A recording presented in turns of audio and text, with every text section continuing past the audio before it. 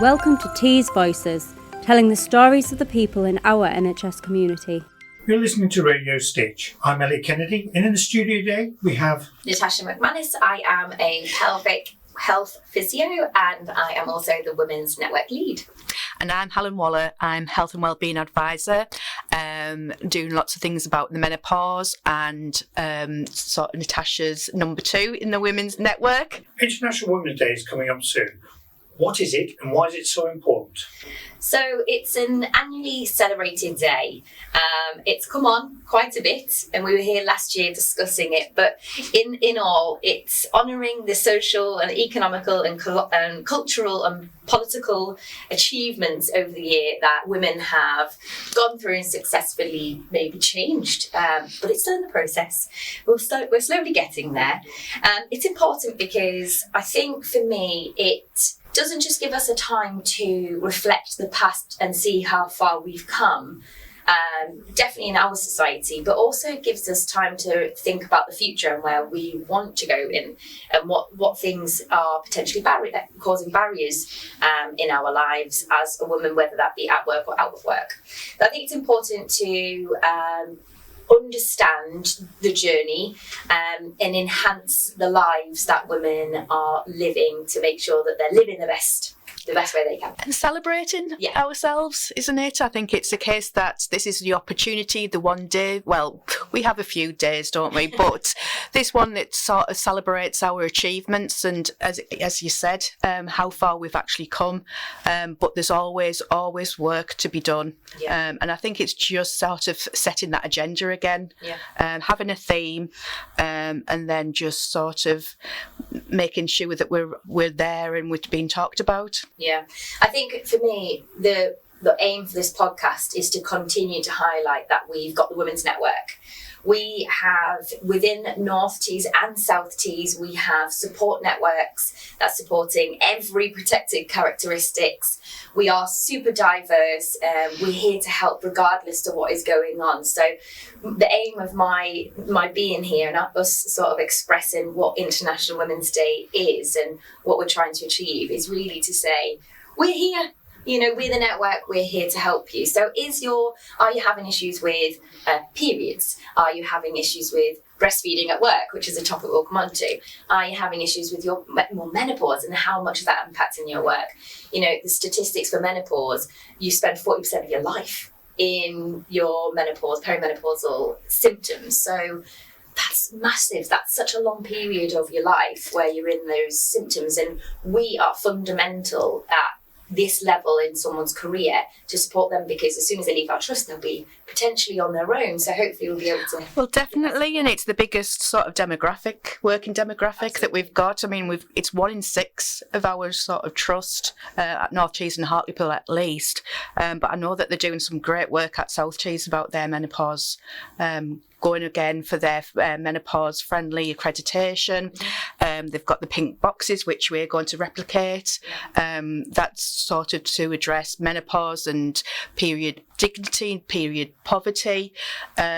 So we are sort of using we're sort of collating all our sort of strengths and just bringing everything together really in the melting pot. Yeah, absolutely. So what Helen's alluded to there, we haven't got anyone from South Tees with us today, but we were really hoping we could, but just logistically it was just a bit of a challenge.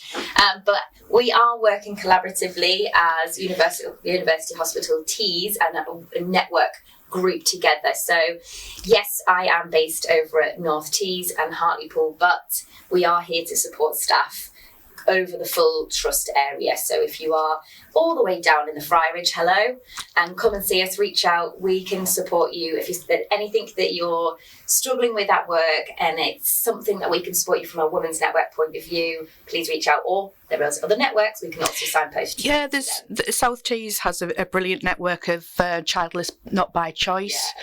Yeah, so I'm sure that they wouldn't mind sort of NTH staff coming and sort of tapping into their network as well. Definitely. I had a catch up with the lead. Is it Leah? Yes. Yeah. the name left my mind. So I caught up with Leah the other day, and actually I was really quite honest with her, where I didn't really understand childless not by choice. I'm in a very fortunate position myself, and I didn't really think about how that would impact somebody. For example, going through IVF could be some might find it really, really challenging, and it's the most time where you tend not to speak to anybody or tell anybody what you're going through. So you could be coming to work and be put into early menopause, hot flushes at 20 or 30, wherever you are in your age, and someone's like, what's going on with you? And it's a really emotional, difficult time. And then if you go through that process and it's not the outcome that you're expecting, and then you're back into work and there's no protection for that staff group, it is such an interesting navigation point in somebody's life. So Childless Not by Choice Network is fantastic, and I think that it needs to be shouted out. Yeah, we are there for you, and let's support our women in the trust regardless of what is going on with them. This year's theme is accelerated action. In mind, what's the further plans in the pipeline? So we have lots of plans with regards to being accredited, similar to the South Tees site. So South Tees have an accreditation for their menopause support. From HEMPECT. So it's an external person that's sort of looking into their sort of practices and what they actually do. Yeah. And I work very closely with Julia and Sharon and Laura and Jill over at South Tees, and they are just so sort of way above, like, so much into their journey that I've been able to sort of tap them for expertise. Really, it's been great. Yeah. So tell me what it is they've got over up there that we're trying to bring over here, and what does the menopause support look like in an ideal world, and what's the vision? So they've got, off the top of my head, they've got the menopause support groups.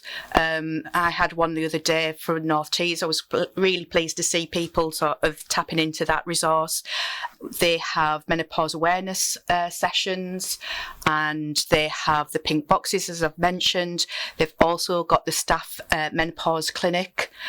So we do have that, but it's just on a small scale, and we're just trying to sort of get that embedded into our organisation as well. Just that full equality, Yeah. The irony, the equality across sites. So Yes. Everybody's got the same sort of Opportunity and access. Yeah. We also have the menopause policy, which came out. Been 2022, so it's coming up for renewal. So it's very similar to South Tees.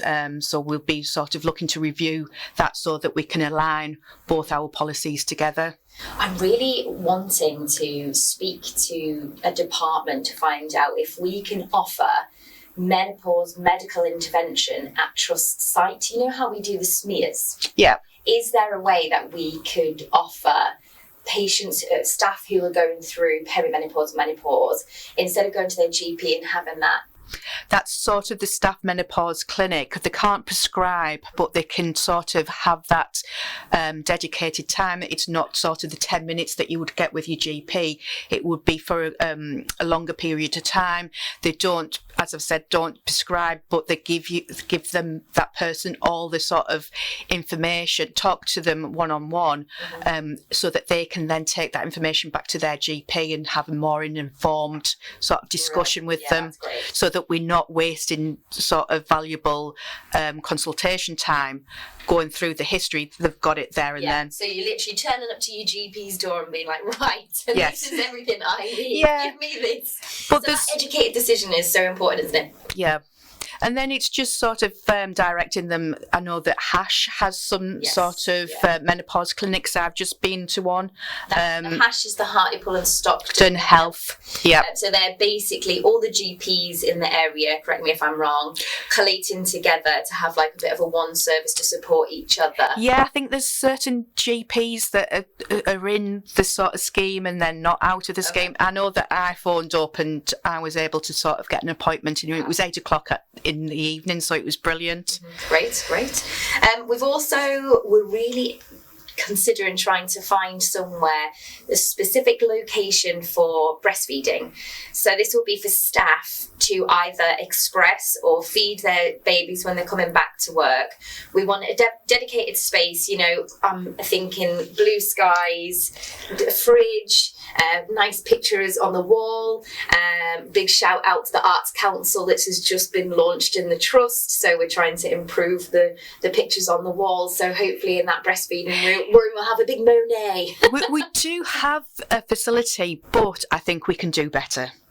Do we have them across site? I'm not quite sure because I'm just getting into the sort of conversation, but I know that there was sort of the question asked at North Tees and there was a room, but it's not the best. Yes, yeah. And we are sort of talking to the midwives because I mean that's part of their sort of role, that trying to promote breastfeeding. So we are having those sort of discussions with them to see whether or not they can identify a site, or we can have a look at it. I personally stopped breastfeeding coming back to work, not purely because of where am I going to express. I mean, that would have been a big thing because I would have ended up being in the toilet, which is not good. Not allowed to do that. I'm not allowed to do that.